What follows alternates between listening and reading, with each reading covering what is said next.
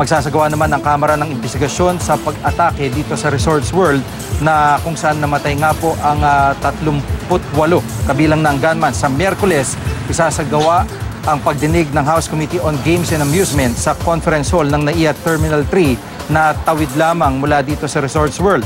Ayon sa chairman ng komite na si Parañaque Congressman Gus Tambunting, alamin nila kung paano maiwasan ang ganitong pangyayari.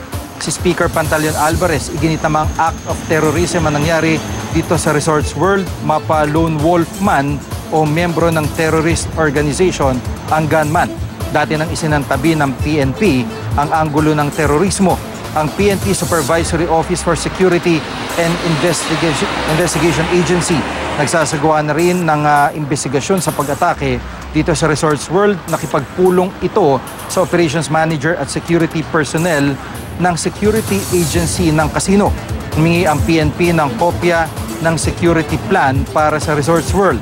Si Justice Secretary Vitaliano Aguirre naman, pinaimbestigahan din ng insidente sa NBI. Ayon kay Aguirre, kasama sa investigasyon ng anyay legal opinion na inilabas ni Senator Laila De Lima nung kalihim pa ito ng DOJ.